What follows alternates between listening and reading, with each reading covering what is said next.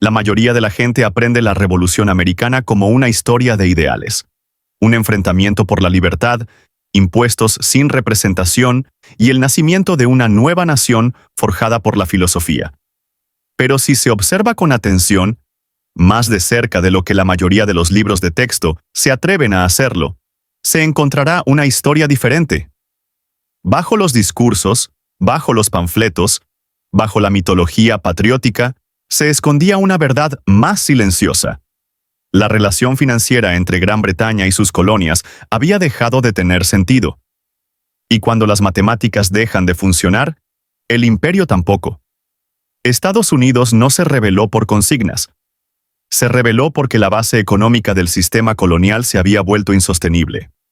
Y en un giro que la mayoría de los estadounidenses nunca aprenden, Estados Unidos fue financiado por potencias extranjeras que veían a las colonias no como luchadoras por la libertad, sino como una herramienta.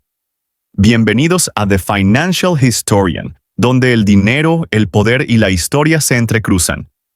Y nada es tan simple como parece.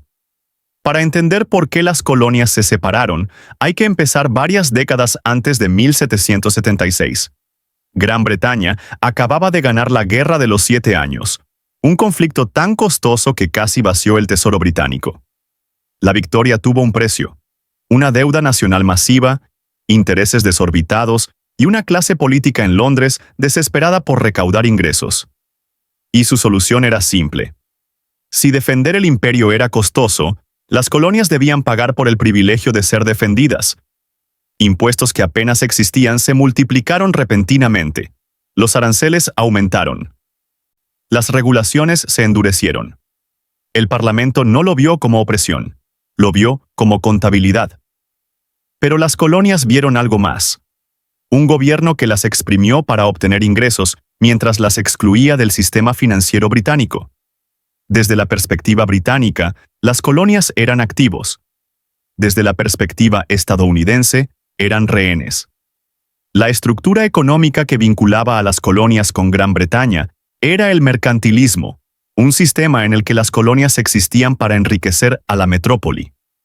Los comerciantes estadounidenses solo podían vender a Gran Bretaña, a precios británicos, y utilizando barcos británicos. Solo podían importar a través de canales británicos, en condiciones que favorecían a los comerciantes británicos. Incluso cuando las colonias prosperaban, la riqueza fluía hacia arriba a través del Atlántico.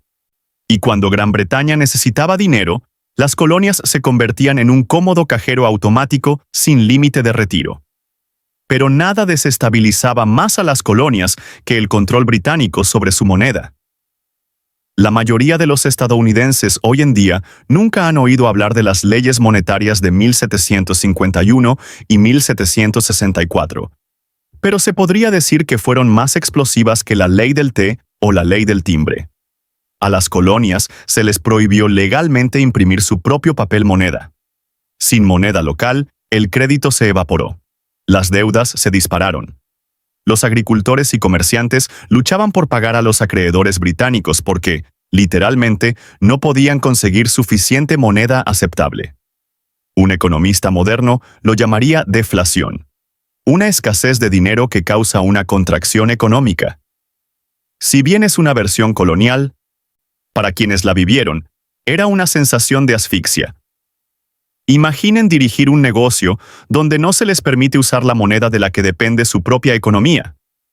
Esas eran las colonias americanas bajo el dominio británico.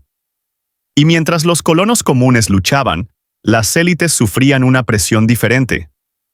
George Washington, Thomas Jefferson y muchos plantadores prominentes estaban profundamente endeudados con los comerciantes británicos, deudas denominadas en libras esterlinas. A medida que las restricciones monetarias se endurecieron y los precios del tabaco cayeron, su futuro financiero comenzó a descontrolarse. La independencia, entre muchas otras cosas, ofreció una oportunidad muy conveniente: la posibilidad de restablecer el balance general. Esto no significa que los fundadores no creyeran en la libertad. Significa que la libertad y la liquidez se alinearon. Los primeros indicios de rebelión fueron políticos, sí, pero el combustible fue económico. Cuando Gran Bretaña subió los impuestos, las colonias protestaron. Cuando Gran Bretaña añadió aranceles, se resistieron. Pero cuando Gran Bretaña restringió el dinero, el sistema se quebró. Las colonias no solo estaban siendo gobernadas desde lejos, estaban siendo asfixiadas financieramente. No es difícil movilizar a una población cuando todos, desde los pequeños agricultores hasta los ricos comerciantes, sienten que el estrangulamiento financiero se aprieta. Pero incluso con la ira en aumento, una simple verdad permanecía. Las revoluciones cuestan dinero. Los ejércitos cuestan dinero. La munición cuesta dinero. La supervivencia cuesta dinero. Y el Congreso Continental no tenía nada. Esta es la parte de la historia que pocos estadounidenses escuchan. Estados Unidos no obtuvo la independencia porque fuera rico, bien armado o estratégicamente brillante. Ganó porque los enemigos de Gran Bretaña vieron una oportunidad y abrieron sus carteras. Francia fue la primera. Pero Francia no declaró abiertamente su apoyo.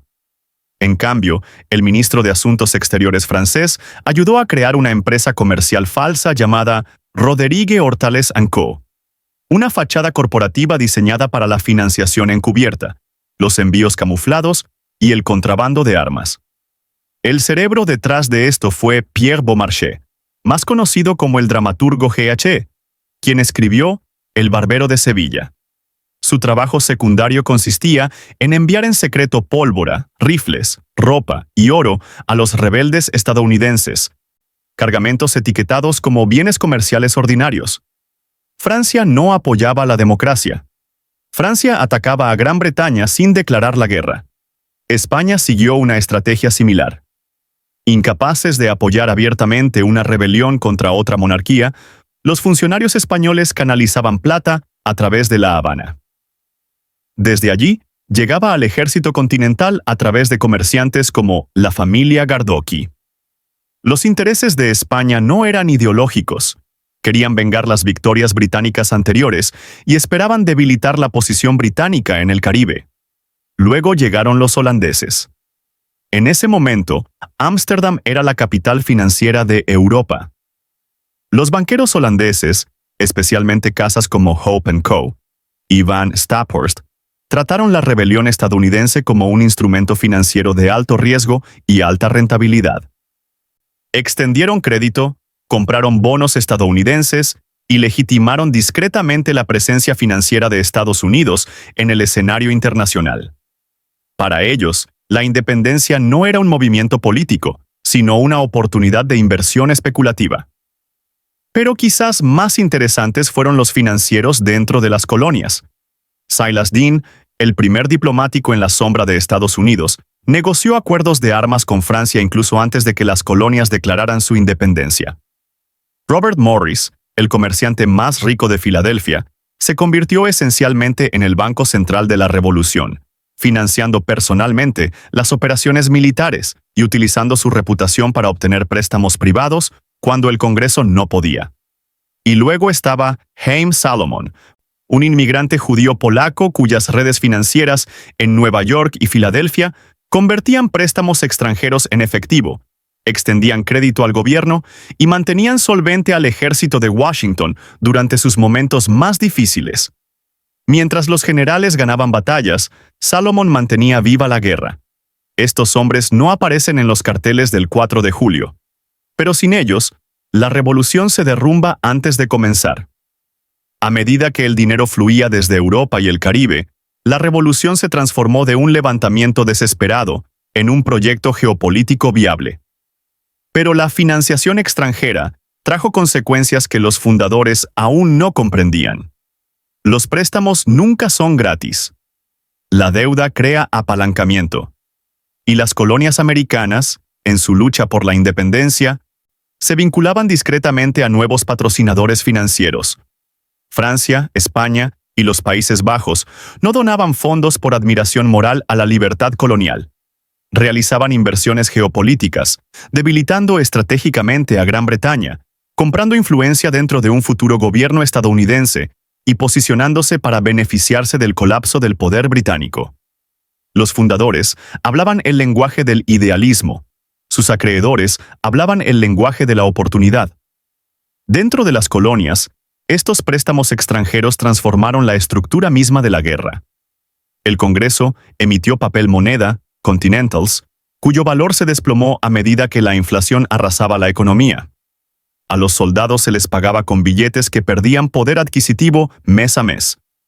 Los civiles acaparaban bienes en lugar de dinero porque ya no se podía confiar en la moneda.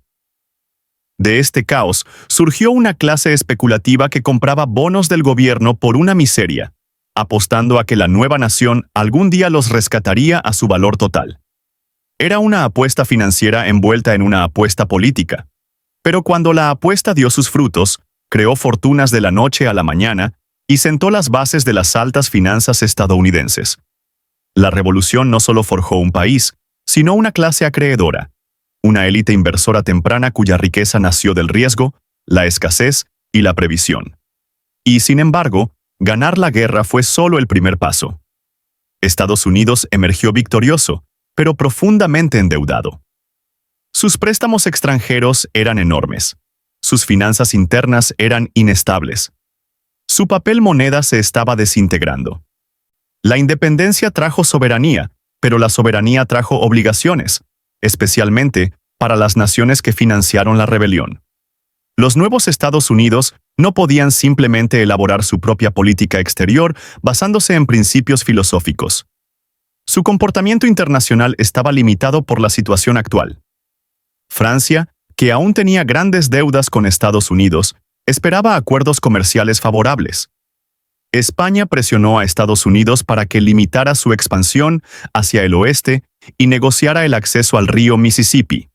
Los banqueros holandeses exigieron que la joven nación adoptara prácticas fiscales al estilo europeo para garantizar la credibilidad de sus bonos en el mercado de Ámsterdam. Estados Unidos no entró en la escena mundial como un actor libre. Entró como deudor, negociando desde la debilidad. Esta presión moldeó la arquitectura del nuevo gobierno. La batalla ideológica entre Jefferson y Hamilton, a menudo enmarcada como una división filosófica, también fue financiera. Jefferson quería una república agraria descentralizada. Hamilton quería un estado financiero centralizado. Pero Hamilton tenía el argumento predominante: los acreedores no confían en la descentralización.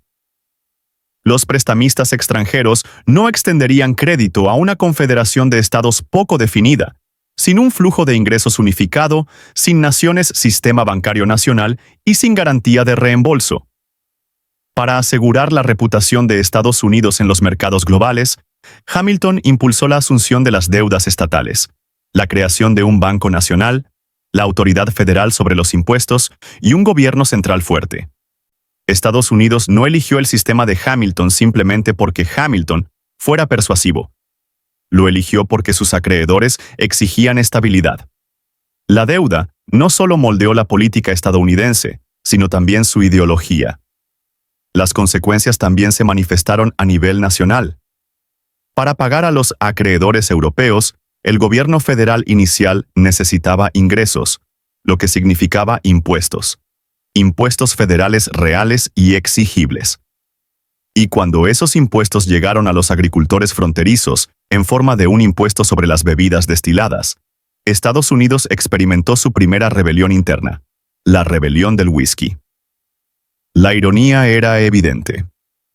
El país que había librado una guerra por los impuestos se vio obligado a desplegar tropas contra sus propios ciudadanos para recaudar los impuestos necesarios para financiar la guerra que lo creó. La independencia no había eliminado la presión financiera, solo había cambiado su origen.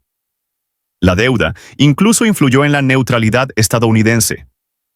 Cuando Francia exigió el apoyo militar estadounidense durante su guerra con Gran Bretaña, en la década de 1790, invocando la alianza que había sido tan vital para la revolución, Estados Unidos se negó. Estaba demasiado endeudado, era demasiado frágil, dependía demasiado de los ingresos comerciales británicos y del crédito holandés como para unirse a un conflicto europeo. La vulnerabilidad financiera obligó a Estados Unidos a una cautela diplomática.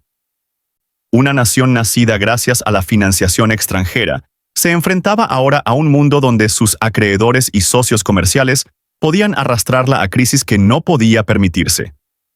Todo esto revela algo esencial. La Revolución estadounidense no terminó con el Tratado de París. Se convirtió en una negociación financiera que moldeó el sistema bancario, la estructura fiscal, la política exterior y la identidad política del país. Los ideales de libertad y autogobierno importaban profundamente, pero detrás de ellos se encontraba una verdad económica que hizo posible la independencia. Imperios extranjeros financiaron la apuesta. Los fundadores de Estados Unidos lideraron la revuelta, pero Francia, España y los banqueros holandeses la respaldaron. Y aquí es donde la historia se integra con el presente. La independencia de Estados Unidos fue posible porque los enemigos de Gran Bretaña la pagaron. Fue, en muchos sentidos, un conflicto indirecto. Las colonias eran el campo de batalla. El Imperio Británico era el objetivo. Y las potencias extranjeras usaron dinero, no ejércitos, para reconfigurar el equilibrio del poder global. Si esa estrategia les suena familiar, es porque debería. 250 años después, las grandes potencias aún financian guerras en otros países en lugar de luchar directamente. Todavía arman a los rebeldes, apoyan insurgencias y canalizan dinero a través de intermediarios. Todavía justifican sus acciones con un lenguaje noble mientras buscan ventajas estratégicas. El imperio del siglo XVIII y las superpotencias del siglo XXI juegan el mismo juego con la misma lógica: desestabilizar al rival sin sacrificar a sus propias tropas. Financiar una rebelión en lugar de lanzar una flota. Influir en los acontecimientos mediante préstamos, créditos y financiación encubierta, no mediante declaraciones de guerra. Francia se lo hizo a Gran Bretaña en 1776. Hoy en día las naciones lo hacen en regiones que se extienden desde Europa del Este hasta Oriente Medio y África. La tecnología ha cambiado. La retórica ha cambiado. Pero la táctica, financiar el conflicto para debilitar a un rival, sigue siendo exactamente la misma. Y aquí está la ironía que la mayoría de los estadounidenses nunca han considerado. Estados Unidos, una nación que ahora lidia con las complejidades de los enredos extranjeros y los conflictos geopolíticos indirectos, nació a través del mismo mecanismo. Estados Unidos fue una vez la insurgencia financiada desde el extranjero. Esto no es un juicio moral. Es un recordatorio de que la mecánica del poder es atemporal. Los factores que dan forma a las naciones, capital, crédito, influencia, oportunidad, no pertenecen a ninguna época específica. La fundación de Estados Unidos fue una clase magistral sobre estas fuerzas. Las colonias triunfaron no porque fueran más ricas o más fuertes, sino porque entendieron cómo convertir la rivalidad extranjera en combustible financiero. La revolución fue una ruptura política con Gran Bretaña, pero una integración financiera a una red más amplia de capital europeo. Para cuando se calmó el polvo, los ideales tomaron protagonismo, y con razón. Pero las deudas, los bonos, los préstamos, los especuladores, los financieros clandestinos, los acuerdos diplomáticos, esos fueron los engranajes ocultos que impulsaron la maquinaria de la independencia. Estados Unidos no solo se imaginó, se financió. Y esa es la lección más profunda. Las naciones no prosperan solo con ideales. Surgen cuando cambian los incentivos financieros, cuando los acreedores apoyan su causa, cuando los rivales aprovechan las oportunidades y cuando las realidades económicas socavan el viejo orden. La Revolución Americana no fue solo una rebelión contra el imperio. Fue un reajuste financiero que reorganizó el equilibrio de poder global. La historia no se repite, pero si no la entiendes, te aplastará de todas formas. Si esto te dio una nueva perspectiva, suscríbete. La historia tiene las respuestas y te mostraré dónde buscarlas.